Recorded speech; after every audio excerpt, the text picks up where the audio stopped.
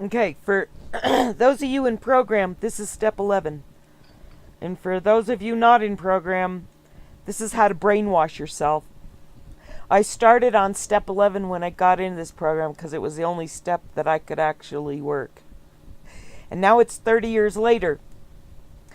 God allows me to stay away from a toot, a pop, a toke, a pill, a snort, a hit, or a shot. I'll have 30 years in 3 more months. So I started with step 11. And it's taken this long to figure out how to work it perfectly. And that means brainwashing. When we're little kids, our brain stores memories of emotions that are beyond reason and beyond words. And these feelings are so powerful that they intrude on our adult life. And lately I've been feeling sorry for sick people. And the sadness is just overwhelming. My father passed away 2 months ago, and I didn't expect to be in his will. And all my life I've just sort of known and accepted the fact that I wouldn't be included in his will, that he'd donate all his money to charity because he didn't like his kids.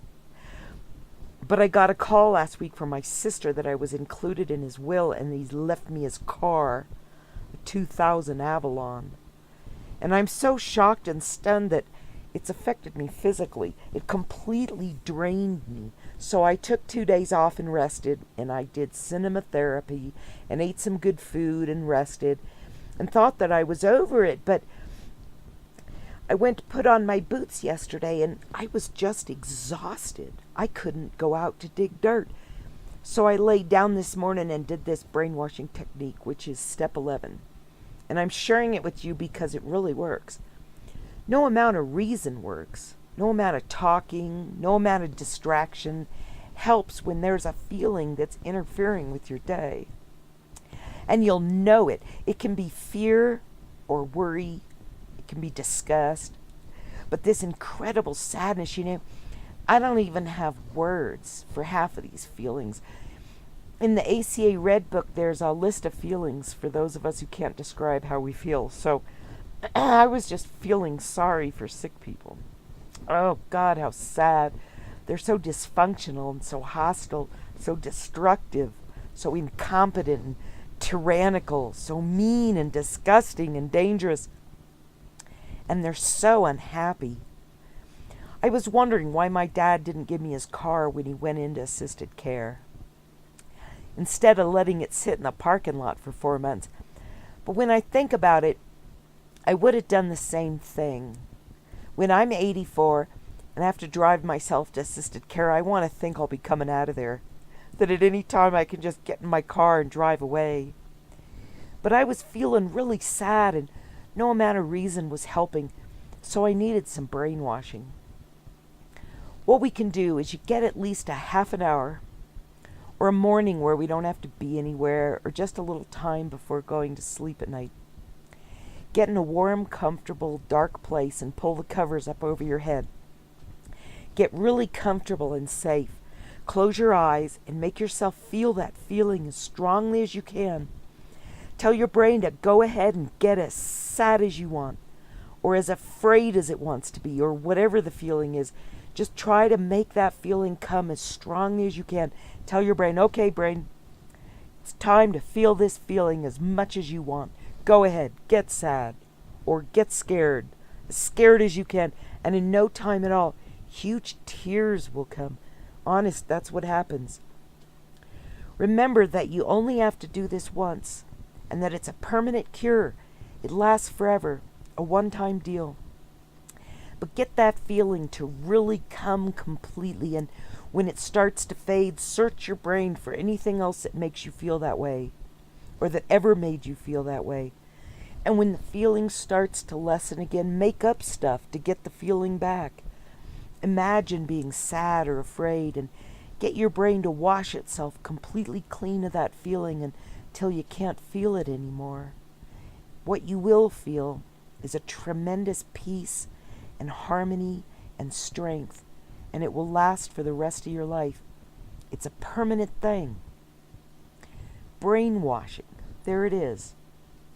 So whenever you run up against a different feeling that's plaguing you, do another brainwashing on that feeling, like worry or envy or pride.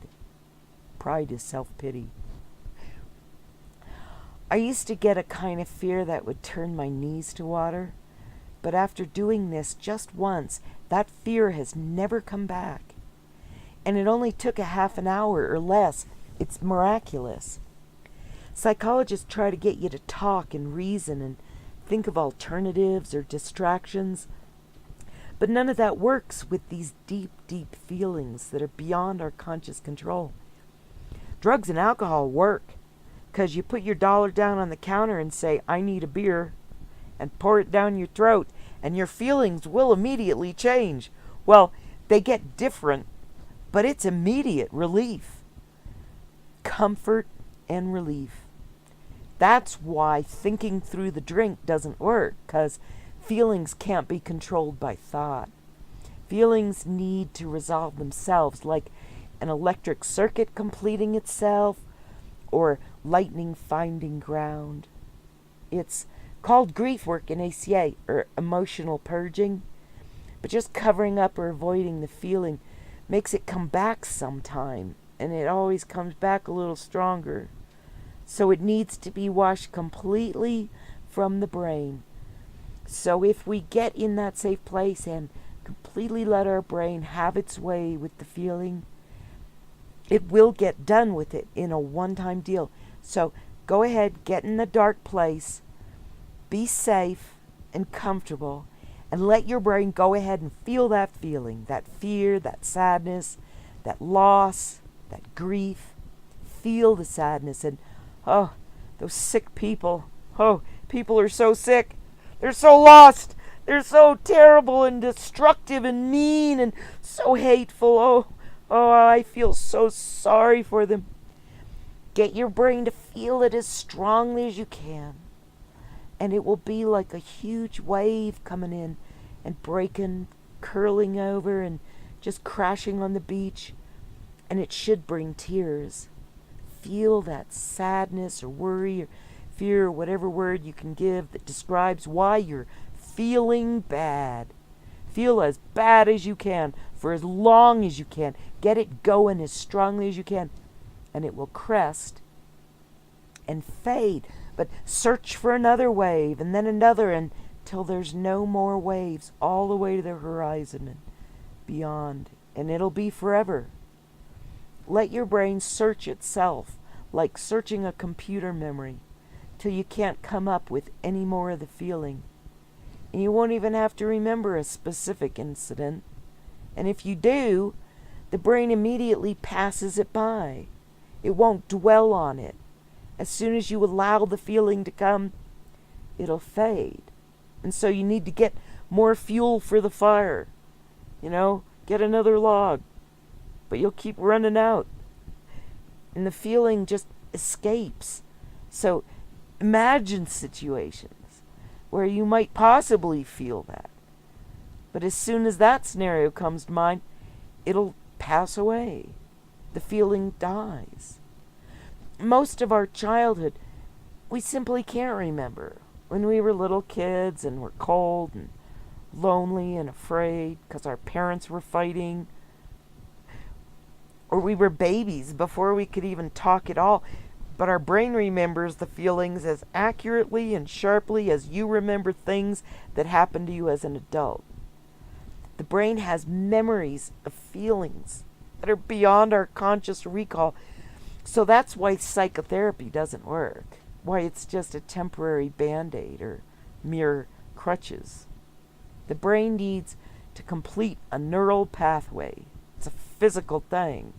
And drain the swamp of feelings. It'll make you sob like a baby, but after a minute or 2 minutes, you won't be able to cry anymore.